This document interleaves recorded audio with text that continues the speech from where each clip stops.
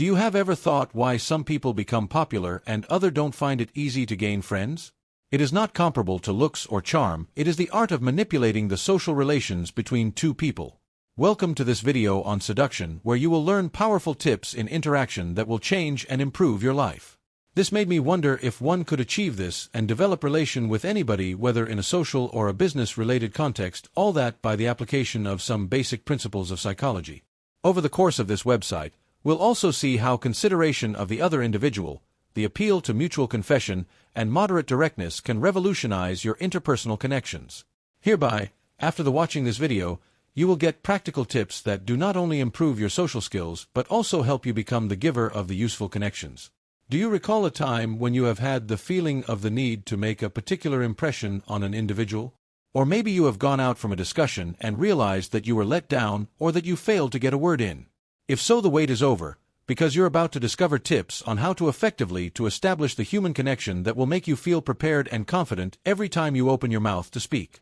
Thus, if you need to find new friends, to build up your existing ones, or even if you're in the search of a companion or a life partner, this video is made just for you.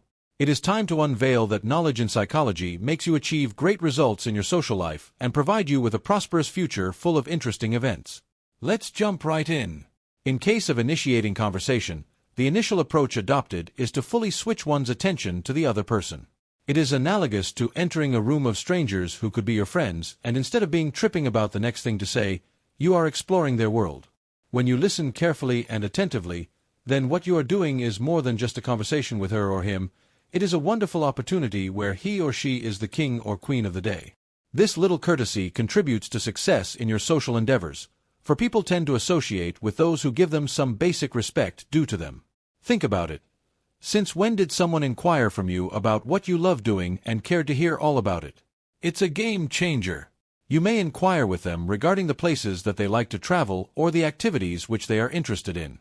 That way you are not only enhancing the quality of your relationship, but you are also preparing the foundation for a better life full of quality conversations. Just remind, when they will notice that the audience cares about their stories, they will have the openings for the conversations with you and will be ready for the further and deeper discussions. But while doing so, do not forget to add a little bit of fun and laughter in the whole process. A bit of humor just before asking a question or a threatening statement will do a lot to put the pressure off and make the interaction natural. For instance, if they say something funny happened during a trip, one can respond with their own similar experience. This mirroring creates that sense of connection, that natural rapport, and that it is easy to fall into a conversation. And like that, you've two people opened the door to self-growth, to love and meaningful relationships for both of you, and a shiny future awaits. Does it not, therefore, make sense to embark on something like that? After developing the rapport, the next process is to make the other party disclose oneself. Humans are generally emotional creatures, and when such appeals to emotions, especially the memories of the past, people tend to bond it. Sometimes, you can just lead them into asking about their childhood or early life, and the kind of responses you get are the real them. For example, you may ask them a question like, "Which game did you love to play in childhood?" This will help them to recall the childhood memories which were quite simple and happy. Let them tell you more about their life, which will add more flavor to your conversation. When they start to open up, people should use active listening. Head nod, eye contact, and respond with say, "That's interesting, I can relate." These are some of the things you need to do to let them know that you are interested and need to hear more. About healthy selfishness. When they sense someone pays attention to them and actually comprehends, the circumstances are perfect for personal development. Maybe, when talking about such formative experiences, the participants would be much more willing to open up a discussion about their goals and hopes for a better life. In turn, do not even hesitate to tell your own narratives in return as well. If they say something reminds them of a particular episode in their childhood/adulthood, rehash a similar incident of yours. These mimicry foster feeling of fellowship and confidence.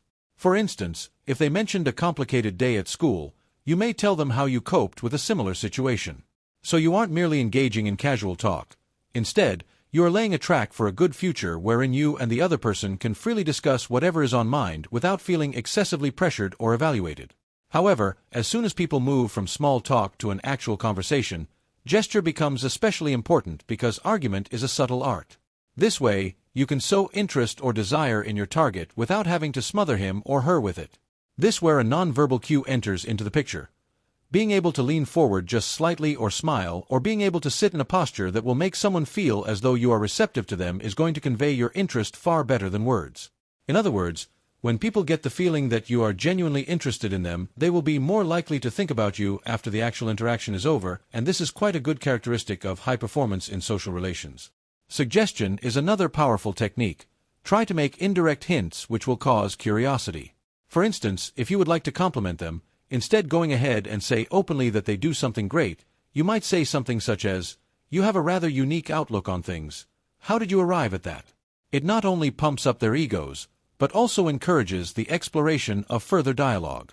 This shows that you are creating a platform where the people you care for feel valued, paving way for growth through social relationships.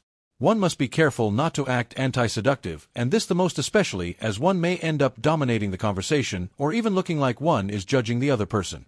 However, deny such a course a chance and allow the conversation to be as natural as possible. If they mention an interest, a business venture, a project or a plan that they have, do not interrupt and give your opinion about it at that very moment.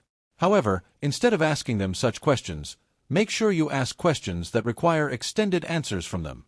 This way you are not only enhancing the quality of the interaction between the two of you, but you also create a healthy atmosphere where both of you can share your ideas.